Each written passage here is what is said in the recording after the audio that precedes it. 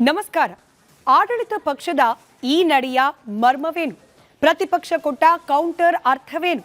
Power ಕಾರಿಡಾರ್ನಲ್ಲಿ ನಿಜವಾಗಿ ನಡೆದದ್ದೇನು? ಪ್ರಮುಖ ವಿದ್ಯಮಾನಗಳ ಸಮಗ್ರ ವಿಶ್ಲೇಷಣೆ. ಇದು ರಾಜಕೀಯ ಎಳೆಯಾಗಿ. ನಾನು ಸ್ಮಿತಾ ರಂಗನಾಥ್. ಪ್ರಜಾಪ್ರಭುತ್ವದ ದೇಗುಲಗಳಾದ ನಮ್ಮ ಶಾಸನ ಸಭೆಗಳು ಕೇವಲ ರಾಜಕೀಯ ಲೆಕ್ಕಾಚಾರದ ವೇದಿಕೆಗಳಾಗಬಾರದು. ಅಲ್ಲಿ ದೇಶದ ಅತ್ಯುನ್ನತ ಬೌದ್ಧಿಕ ಚಿಂತನೆ ಮತ್ತು ವಿವಿಧ ಕ್ಷೇತ್ರಗಳ ಸಾಧಕರ ಅನುಭವದ ಧ್ವನಿಯೂ ಮೊಳಗಬೇಕು. ಇದೇ ಕಾರಣಕ್ಕಾಗಿ ನಮ್ಮ ಸಂವಿಧಾನ ಶಿಲ್ಪಿಗಳು ಮೇಲ್ಮನೆಗಳಿಗೆ ಗಣ್ಯರನ್ನ ನಾಮನಿರ್ದೇಶನ ಮಾಡುವ ಅದ್ಭುತ ಸಂಪ್ರದಾಯವನ್ನ ಜಾರಿಗೆ ತಂದರು. ಹಾಗಾದ್ರೆ ಭಾರತದ ಸಂಸತ್ತಿನ ರಾಜ್ಯಸಭೆ ಮತ್ತು ಕರ್ನಾಟಕದ ವಿಧಾನ ಪರಿಷತ್ಗೆ ಗಣ್ಯ ವ್ಯಕ್ತಿಗಳನ್ನ ನಾಮನಿರ್ದೇಶನ ಮಾಡುವ ಈ ಪದ್ಧತಿಯ ಇತಿಹಾಸ ಏನು?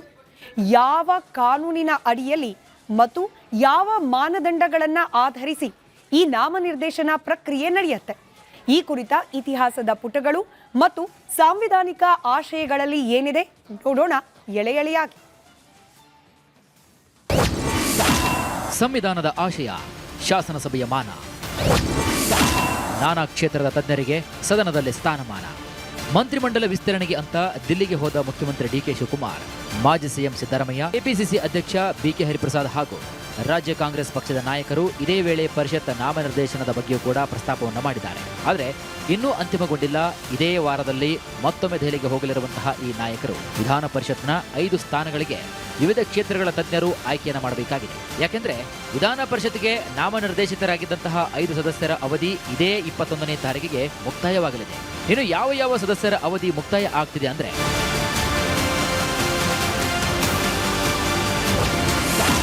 ಪರಿಷತ್ಗೆ ನಾಮನಿರ್ದೇಶನಗೊಂಡಿದ್ದಂತಹ ಎಚ್ ವಿಶ್ವನಾಥ್, ಭಾರತಿ ಶೆಟ್ಟಿ, ಶಾಂತರಾಮ ಸಿದ್ದಿ, ಡಾಕ್ಟರ್ ತಳವಾರ್ ಸಾಬಣ್ಣ ಹಾಗೂ ರಮೇಶ್ ಬಾಬು ಅವರ ಅವಧಿ ಇದೇ 21ನೇ ತಾರೀಕು ಮುಕ್ತಾಯಗೊಳ್ಳಲಿದ್ದು ವಿಧಾನ ಪರಿಷತ್ನಲ್ಲಿ 5 ಸ್ಥಾನಗಳು ಖಾಲಿ ಆಗಲಿವೆ.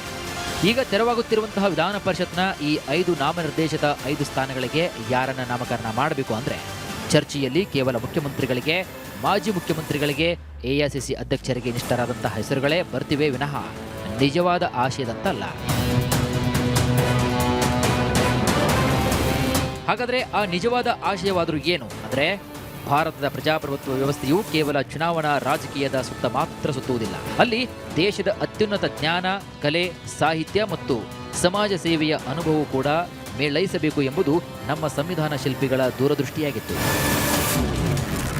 ಇನ್ನು ಇದೇ ಕಾರಣಕ್ಕಾಗಿ ನಮ್ಮ ಸಂಸತ್ತಿನ ಮೇಲ್ಮನೆಯಾದ ರಾಜ್ಯಸಭೆ ಮತ್ತು ಕರ್ನಾಟಕ ಸೇರಿದಂತೆ ವಿವಿಧ ರಾಜ್ಯಗಳ ವಿಧಾನ ಪರಿಷತ್ಗಳಿಗೆ ತಜ್ಞರು, ಗಣ್ಯರು ಹಾಗೂ ಪ್ರಾತಿನಿಧ್ಯ ಸಿಗದಂತಹ ಸಮುದಾಯಗಳ ವ್ಯಕ್ತಿಗಳನ್ನ ನಾಮನಿರ್ದೇಶನ ಮಾಡುವ ವಿಶಿಷ್ಟ ಸಂಪ್ರದಾಯವನ್ನ ಅಳವಡಿಸಿಕೊಳ್ಳಲಾಗಿದೆ.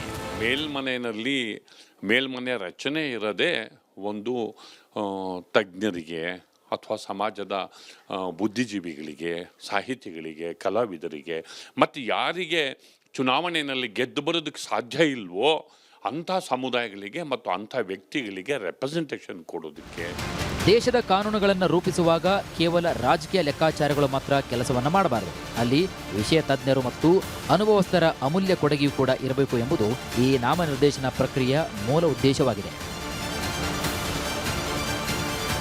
ಚುನಾವಣಾ ಕಣಕ್ಕೆ ಇಳಿದು ಗೆಲ್ಲಲು ಸಾಧ್ಯವಾಗದ ಆದರೆ ದೇಶದ ಪ್ರಗತಿಗೆ ಅತ್ಯಗತ್ಯವಾದಂತಹ ಬೌದ್ಧಿಕ ಕೊಡುಗೆ ನೀಡಬಲ್ಲ ಶ್ರೇಷ್ಠ ಚೇತನಗಳನ್ನು ಶಾಸನ ಸಭೆಗಳಿಗೆ ಕರೆತರುವ ಅವರಿಗೂ ಕೂಡ ಧ್ವನಿ ನೀಡುವ ಮೂಲಕ ಪ್ರಜಾಪ್ರಭುತ್ವವನ್ನು ಮತ್ತಷ್ಟು ಗಟ್ಟಿಗೊಳಿಸುವುದು ಈ ವ್ಯವಸ್ಥೆಯ ಹಿಂದಿರುವಂತಹ ಅತಿದೊಡ್ಡ ಆಶಯವಾಗಿದೆ.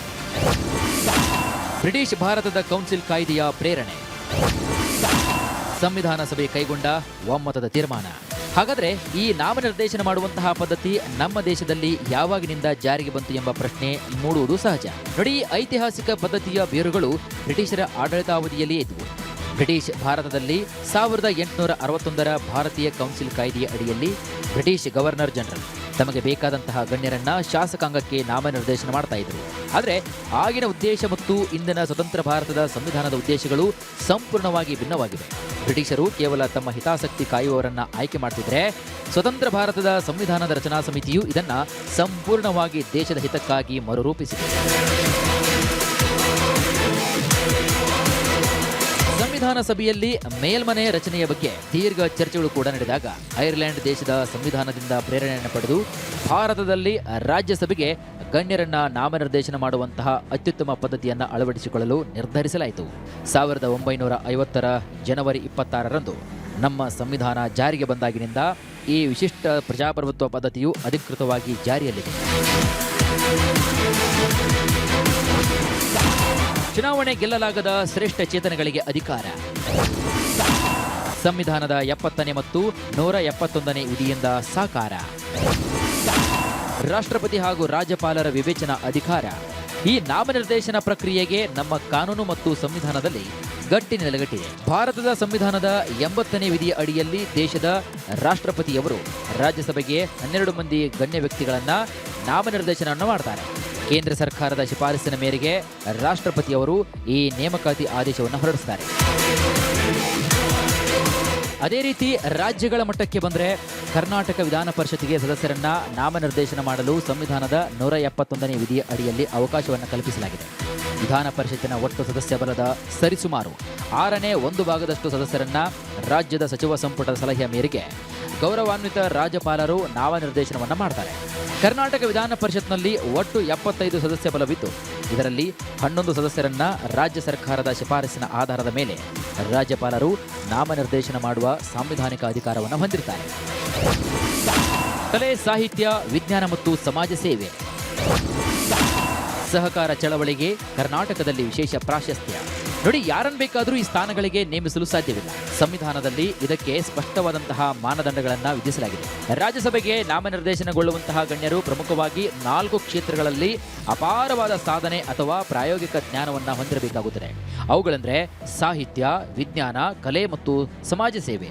ಈ ಎಲ್ಲ ಕ್ಷೇತ್ರಗಳಲ್ಲಿ ರಾಷ್ಟ್ರ ಮಟ್ಟದಲ್ಲಿ ಅಥವಾ ಅಂತಾರಾಷ್ಟ್ರೀಯ ಮಟ್ಟದಲ್ಲಿ ಗುರುತಿಸಿಕೊಂಡಿರುವಂತಹ ಸಾಧಕರನ್ನ ದೇಶದ ಮೇಲ್ಮನೆಗೆ ಆಹ್ವಾನಿಸಲಾಗುತ್ತದೆ.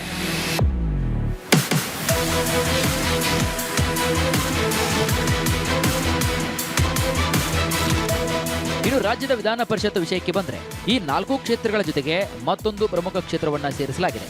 ಅದುವೇ ಸಹಕಾರ ಚಳವಳಿ. ಕರ್ನಾಟಕದ ಸಾಮಾಜಿಕ ಮತ್ತು ಆರ್ಥಿಕ ಇತಿಹಾಸದಲ್ಲಿ ಸಹಕಾರ ಕ್ಷೇತ್ರ ಮಹತ್ತರ ಪಾತ್ರವನ್ನು ವಹಿಸ್ತಾ ಇರುವುದರಿಂದ ಸಹಕಾರ ರಂಗದಲ್ಲಿ ಕ್ರಾಂತಿಕಾರಿ ಕೆಲಸವನ್ನ ಮಾಡಿದ ಗಣ್ಯರನ್ನ ಗುರುತಿಸಿ ವಿಧಾನ ಪರಿಷತ್ತಿಗೆ ನಾಮನಿರ್ದೇಶನ ಮಾಡಲು ಸಂವಿಧಾನದ 171ನೇ ವಿಧಿ ವಿಶೇಷ ಅವಕಾಶವನ್ನು ಕಲ್ಪಿಸಿಕೊಟ್ಟಿದೆ.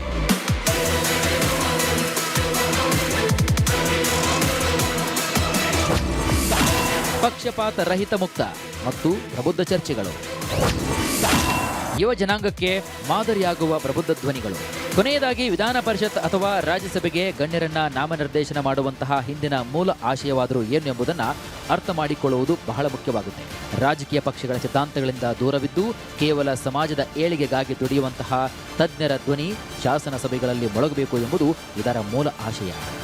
ಪದವೀಧರ ಕ್ಷೇತ್ರಗಳಿಂದ ಅಂದರೆ ಆ specific creamy layer of the society ಅಂತ ಏನಿರುತ್ತೆ ಅವರು ಆಯ್ಕೆ ಮಾಡಿ ಕಳಿಸಿದಂತಹ ರೆಪ್ರೆಸೆಂಟೇಟಿವ್ಸು ಆ ಒಂದು ವ್ಯಕ್ತಿಗಳ ಬಗ್ಗೆ, ಆ ಸಮುದಾಯಗಳ ಬಗ್ಗೆ, ಆ ವರ್ಗದ ಬಗ್ಗೆ ಚರ್ಚೆ ನಡೀಲಿ ಅನ್ನೋ ಕಾರಣಕ್ಕೆ ಮೇಲ್ಮನೆ ರಚನೆ ಕರ್ನಾಟಕದಲ್ಲಿ ಬಂದಿದೆ. ಯಾವುದೇ ಒಂದು ಕರಡು ಮಸೂದೆ ಅಥವಾ ಕಾನೂನು ಜಾರಿಗೆ ಬರುವ ಮುನ್ನ ಅದರ ಸಾಧಕ ಬಾಧಕಗಳ ಬಗ್ಗೆ ಅತ್ಯಂತ ಪ್ರಬುದ್ಧ ಹಾಗೂ ವೈಜ್ಞಾನಿಕವಾಗಿ ಚರ್ಚಿಸಲು ಈ ಆಯಾ ಕ್ಷೇತ್ರಗಳ ತಜ್ಞರಿದ್ರೆ ಅದು ನೆರವಾಗುತ್ತದೆ. ಯಾವಾಗ ಕವಿಗಳು, ಸಾಹಿತಿಗಳು, ವಿಜ್ಞಾನಿಗಳು ಹಾಗೂ ಹಿರಿಯ ಸಮಾಜ ಸೇವಕರು ಶಾಸನ ಸಭೆಗಳನ್ನು ಅಲಂಕರಿಸ್ತಾರೋ ಆಗ ಸದನದ ಘನತೆ ಮತ್ತು ಗೌರವ ನೂರ್ಮಡಿಯಾಗುತ್ತದೆ. ತಜ್ಞರಿಂದಾಗಿ ಸದನ ಎಂಬುದು ಕೇವಲ ರಾಜಕೀಯ ಕೆಸರೆರಚಾಟಗಳಿಗೆ ಸೀಮಿತವಾಗದೆ ಸಾರ್ವಜನಿಕ ಹಿತಾಸಕ್ತಿಯ ಚರ್ಚೆಗಳು ನಡೆಯಲು ಈ ವ್ಯವಸ್ಥೆ ದಾರಿದೀಪವಾಗಲಿದೆ. ಸಂವಿಧಾನ ಶಿಲ್ಪಿಗಳು ಕಂಡಿರುವಂತಹ ಈ ಭವ್ಯ ಭಾರತದ ಕನಸನ್ನು ಸಾಕಾರಗೊಳಿಸುವಲ್ಲಿ ಈ ನಾಮನಿರ್ದೇಶಿತ ಸದಸ್ಯರ ಪಾತ್ರ ಅತ್ಯಂತ ದೊಡ್ಡದಾಗಿದೆ. ಹಾಗಾದರೆ ರಾಜ್ಯಪಾಲರು ಎಂತಹ ಸಂದರ್ಭಗಳಲ್ಲಿ ಸರ್ಕಾರ ಶಿಫಾರಸು ಮಾಡಿದಂತಹ ಹೆಸರುಗಳನ್ನು ತಡೆ ಹಿಡಿಯಬಹುದು? ಈ ನಿಟ್ಟಿನಲ್ಲಿ ಗವರ್ನರ್ ಬಳಿ ಇರುವಂತಹ ಪಾಕೆಟ್ ವೀಟೋ ಪವರ್ ಆದರೂ ಯಾವುದು? ಈ ಪ್ರಶ್ನೆಗಳು ಹಾಗೂ ಅದಕ್ಕೆ ಉತ್ತರಗಳು ಈ ಎಳೆ ರಾಜಕೀಯದ ಮುಂದಿನ ಎಲೆ.